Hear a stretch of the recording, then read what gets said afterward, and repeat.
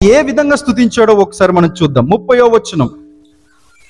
అప్పుడు యోబు లేచి తన పై వస్త్రము చింపుకొని తల వెంట్రుకలు గొరిగించుకొని నేల మీద సాష్టాంగపడి నమస్కారము చేసి ఇట్లనెను, నేను నా తల్లి గర్భములో నుండి దిగంబరవై వచ్చి తిని దిగంబరినై అక్కడ తిరిగి వెళ్ళెదను.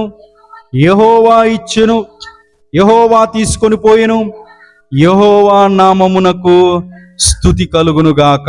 దేవునికి స్తోత్రం కలుగునుగాక. చూడండి, అసలు యోబులో నుంచి నాబోటి సేవకుడు కానీ నాబోటి వారు కానీ ఎవరైనా ఉన్నట్లయితే యోబు నోటి నుండి వచ్చేటటువంటి మొట్టమొదటి మాట ఏంటో తెలుసా? దేవా, నీకు ఇది న్యాయమేనా? ఇంత సంపద పనివారినిచ్చావు, ఇంత సమృద్ధినిచ్చావు, ఆస్తినిచ్చావు, అంతా కూడా ఒక్క రోజుల్లోనే ఎంత పోగొట్టేసావేంటి నాయన, నా నుంచి దూరం చేసావేంటి నాయన, ఇది నీకు న్యాయమేనా అని మనలో అంటే ప్రశ్నిస్తారు, దేవుని ప్రశ్నిస్తారు. చిచ్చి, ఎందుకు వచ్చింది ఈ భక్తి జీవితం? ఎందుకు వచ్చింది ఈ ప్రార్థనా జీవితం? ఈ భక్తి జీవితం ద్వారా, ఈ ప్రార్థనా జీవితం ద్వారా, ఈ నీతి జీవితం ద్వారా, నీ యథార్థత జీవితం ద్వారా, ఈ భయభక్తుల జీవితం ద్వారా వచ్చేటటువంటి ప్రతిఫలము పోగొట్టుకోవడమా? ఇదంతా పోగొట్టుకోవడమా? ఇదంతా నాకు నుండి దూరం అయిపోవడమా? ఇదా ఎందుకు వచ్చింది ఈ యొక్క భక్తి జీవితం? వద్దు అని నాబోటోడైతే భక్తి జీవితాన్ని విడిచిపెట్టేస్తా, ప్రార్థనా జీవితాన్ని విడిచిపెట్టేస్తా, ఆత్మీయ జీవితాన్ని విడిచిపెట్టేస్తా, సంఘ జీవితాన్ని విడిచిపెట్టేస్తా. దేవుడు అన్యాయం చేసాడని దేవుడి మీద నెపములు మోసి ఏం చేస్తారండి? చాలా మంది దేవునికి దూరం అయిపోతా ఉంటారు. దేవుడు నీకు ఉద్యోగం ఇచ్చి ఆశీర్వాదం ఇచ్చినప్పుడు, దేవాను నాకు ఉద్యోగం ఇచ్చావు, ఆశీర్వాదాన్ని ఇచ్చావు, నీకు వందనాలనైనా అని మనలో అనేక మంది దేవుని స్తుతిస్తారు. అది నిజంగా చాలా గొప్ప విషయం. అట్ ద సేమ్ టైం అదే సమయంలో నిజమైన ఆత్మీయులు, నిజమైన ఆత్మీయురాలు ఎవరో తెలుసా అండి? కొన్ని సందర్భాల్లో నష్టాల గుండా వెళ్తున్నా, కష్టాల గుండా వెళ్తున్నా, ఇబ్బందులు గుండా వెళ్తున్నా, అవమానాల గుండా వెళ్తున్నా, నిరాశ నిస్పృహలు గుండా వెళుతున్నా కూడా దేవుణ్ణి స్తుతించడానికి వచ్చి దేవుని మనసార ఆత్మతో సత్యముతో దేవుని ఆరాధిస్తూ స్తుతిస్తారో తెలుసా అండి? వారు నిజమైన ఆరాధికులు, స్తుతించేవారు. దేవునికి స్తోత్రం కలుగునుగాక. అన్నీ ఉన్నప్పుడు ఎంత సంతోషంగా దేవుని స్తుతించగలుగుతున్నావో, కొన్ని సందర్భాల్లో కష్టాలు గుండా, నష్టాలు గుండా, వ్యాధి బాధలు గుండా, ఇబ్బందులు గుండా వెళ్తున్నా సరే అదే హృదయం కలిగి నీవు స్తుతించాలి. అప్పుడే నిజమైన ఆత్మీయుడు, ఆత్మీయురాలు. ఇప్పుడు యోబు సమస్తం పోగొట్టుకొని యోబు నోట్లో నుండి దేవుణ్ణి దూషించే మాట రావాలి, దేవుణ్ణి ప్రశ్నించే మాట రావాలి. ఏంటి నాయనా నువ్వు చేసింది అని ఆ మాట రావాలి. కానీ యోబు లేచి యెహోవా ఇచ్చెను, యెహోవా తీసుకొని పోయెను, యెహోవా నామమునకు స్తుతి కలుగునుగాక. దేవునికి స్తోత్రం కలుగునుగాక. హల్లెలూయా. అసలు ఆ మాట రావడానికి అసలు ఎలాంటి హృదయం ఉండాలండి? బహుభక్తి కలిగిన జీవితం కనుకనే యోబు నోట్లో నుంచి ఆ విధమైన స్తుతించేటటువంటి మాటలు వచ్చాయి. దేవునికి స్తోత్రం. సర్వం పోయిన్ శరీరం కుల్లిన నా వెలివేసిన ఆప్తులంతా శత్రువులైనా, ఆప్తులంతా శత్రువులైనా అంతము వరకు సహించిన యోబులా నేనేమైనా ప్రభువా నిన్ను స్తుతిస్తాను, నాకేమున్నా ప్రభువా నీకు అర్పిస్తాను, నేనేమైనా ప్రభువా నిన్ను స్తుతిస్తాను, నాకేమున్నా ప్రభువా నీకై అర్పిస్తాను. నేనేమై ఉన్నానో నీ దయ వలనేనయ్యా, నేనేమై ఉన్నానో నీ దయ వలనేనయ్యా, నాకున్నవన్నీయు నీవిచ్చినవేనయ్యా, నాకున్నవన్నీయు నీవిచ్చినవేనయ్యా. దేవునికి స్తోత్రం. హల్లెలూయా. చూడండి, యోబు మొత్తము పోగొట్టుకున్నాడు. కానీ దేవుణ్ణి స్తుతించే విధానం మాత్రం యోబు మారలేదండి. యథావిధిగానే దేవుడు స్తుతించాడు.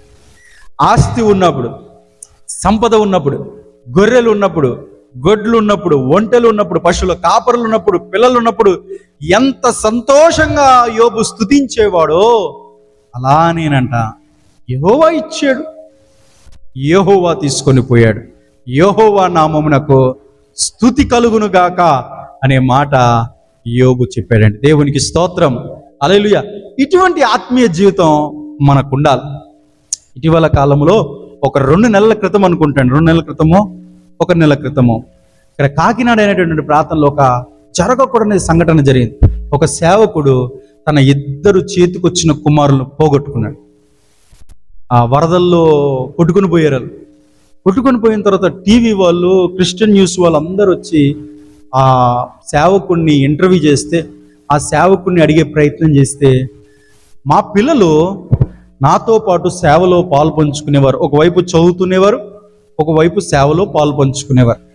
ఒకవైపు చదువుతుండేవారు, ఒకవైపు ఒకడేమో కీబోర్డ్ వాయించేవాడు, ఒకడేమో ఆరాధన చేసేవాడు, ఒకడేమో ప్యాడ్స్ వాయించేవాడు అని చెప్తా ఉన్నాడు. అయితే ఈ భూలోకంలో ఉన్నంత వరకు, ఈ లోకంలో ఉన్నంత వరకు నా కుమారులు నాతో పాటు కలిసి దేవుని ఆరాధించారు. నా కుమారులు దేవుడు తీసుకున్నాడు. నా కుమారులు దేవుడితో కలిసి దేవుని ఆరాధిస్తున్నారన్న. దేవునికి స్తోత్రం కలుగును గాక. అసలు ఆ దైవజనులో నా సేవకు నోట్లో నుంచి ఆ మాట రాగానే తెలుగు క్రైస్తవ సమాజం అంతా ఆశ్చర్యపోయింది. ఈ మాట పరిశుద్ధ గ్రంథంలో యోబును చూసి మనం విన్నాం. తర్వాత నిజ జీవితంలో ఆ దైవజనుడి, రఘుయేలు గారు ఆయన పేరేదో ఉంది మొత్తం, ఆ దైవజనుడు ఆ మాట చెప్పగానే చాలా ఆశ్చర్యం కలిగింది. చూడండి, ఇటువంటి ఆత్మీయత మనకున్నదా ఒక్కసారి పరీక్ష చేసుకుందాం. చిన్న కష్టం వస్తే, చిన్న సమస్య వస్తే, చిన్న ఇబ్బంది వస్తే ప్రార్థనా జీవితాన్ని మానేసేటటువంటి రోజుల్లోనికి వచ్చేసామండి. ఆత్మీయతను పక్కన పెట్టేసి, ప్రార్థనా జీవితాన్ని పక్కన పెట్టేసి, ఆరాధన రావడం పక్కన పెట్టేసి, ఆ దేవుడు నాకేం చేశాడని నేను రావాలి ప్రార్థనకి, దేవుడు నాకేం చేశాడని నేను ఆరాధన రావాలి, దేవుడు నాకేం చేశాడని నేను ప్రార్థనకి రావాలని ఈ విధమైన ప్రశ్నలు ప్రశ్నించేవారు ఈ లోకంలో చాలా మంది ఉన్నారు. క్రైస్తవ జీవితంలోనే ఉన్నారు, మనలోనే చాలా మంది ఉన్నారు. ఒక్కసారి మనం ఆలోచన చేద్దాం. దేవుడు నీకు ఏమీ చేయలేదమ్మా, ఏమీ చేయలేదయ్యా, దేవుడు నీకు అన్నీ చేశాడు. అది నువ్వు గ్రహించలేకపోతున్నావు. ప్రస్తుతం ఉన్నది చేయలేదని అనుకుంటున్నావు, కానీ ఒక్కసారి వెనక్కి తిరిగి చూడు. ఎన్ని మేలు చేశాడండి దేవుడు మనకి, ఎన్ని ఆశ్చర్యకార్యాలు చేశాడండి, ఎన్ని అద్భుతాలు చేశాడండి, ఎన్ని ప్రాణాతమైన పరిస్థితుల నుండి దేవుడు మనల్ని తప్పించాడండి, ఎన్ని ఇబ్బందులు గుండా ఉన్నప్పుడు దేవుడు మనకి సహాయం చేశాడండి, ఆర్థిక స్థితిలో చితికిపోతున్నప్పుడు ఆశ్చర్యకరంగా దేవుడు ఎంత సహాయం చేశాడండి మనకి.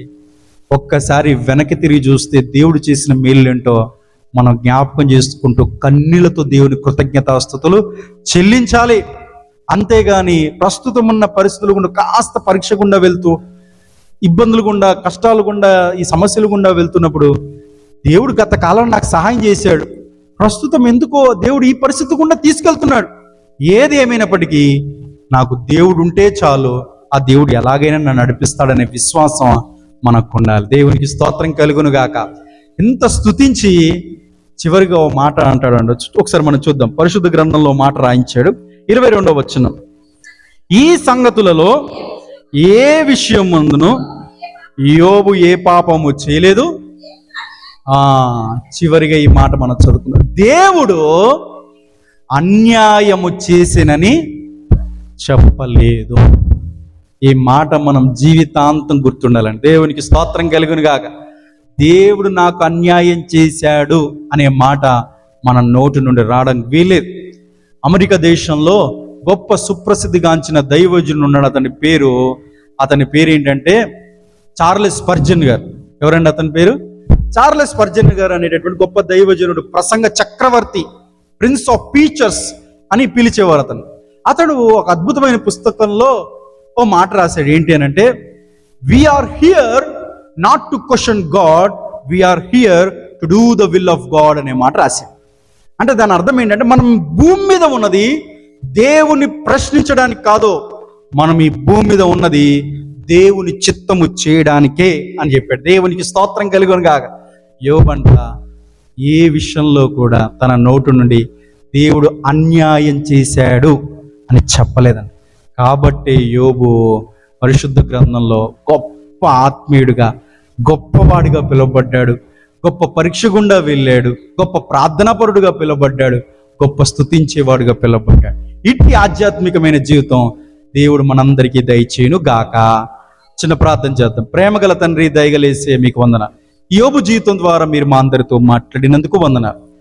యోబు ఎందుకు గొప్పవాడయ్యాడంటే అతడు యథార్థవంతుడును, న్యాయవంతుడును, దేవుని యందు భయభక్తులు గలవాడై చెడుతనమును అసహించుకున్నవాడు గనుకనే గొప్పవాడయ్యాడని నీ వాక్యం ద్వారా మీరు మాతో మాట్లాడారు.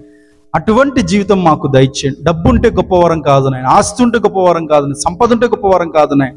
అయ్యా, నీ యందు భయభక్తులు కలిగి ఉంటే అదే నాయన గొప్ప జీవితం అని ఈరోజు వాక్యం ద్వారా మీరు మాతో మాట్లాడినందుకు స్తోత్రాలు. అలానే ప్రభు, యోబు అంత గొప్పవాడైనప్పటికీ, అంత ఆస్తిపరుడైనప్పటికీ నైనా అరుణోదయమే లేచి ప్రార్థన చేసేవాడు నాయన. ఇటువంటి ప్రార్థనా జీవితం మేమందరికి కలుగుటకు సహాయం చేయమని ప్రార్థిస్తున్నాము నాయన. యోబు పరీక్ష గుండా వెళ్ళారు నాయన. కొన్ని సందర్భాల్లో మమ్మల్ని అందరినీ కూడా ప్రభు పరీక్షల గుండా తీసుకెళ్తా ఉంటారు. అలాంటి సమయంలో ప్రభు నిబ్బరము కలిగి, ధైర్యం కలిగి ఉంటకు సహాయం చేయమని ప్రార్థిస్తున్నాం. చివరిగా యోబు నాయన సమస్తము పోగొట్టుకున్న అయ్యా మిమ్మల్ని గొప్పగా స్తుతించాడు నాయన. ఇటువంటి స్తుతించే జీవితం మీరు మా అందరికీ దయచేయమని ప్రార్థిస్తున్నాం. వెత్తబడిన వాక్యము నాయన ప్రతి హృదయంలో నాటబడి ఫలించుటకు సహాయం చేయమని అయ్యా ఈ యొక్క 7వ నెల ఉపవాస ప్రార్థనలో మొదటి సెషన్లో మొదటి వర్తమానం ద్వారా మీరు మాతో మాట్లాడినందుకు వందనాలు. తర్వాత అందించే వర్తమానాల ద్వారా మీరే మా అందరితో మాట్లాడి మీ నామాన్ని గణపరచుకోమని మీకే సమస్త మహిమా ఘనత ప్రభావములు చెల్లిస్తూ యేసుక్రీస్తు నామములో ప్రార్థన వేడుకుంటున్నాము తండ్రి. ఆమేన్.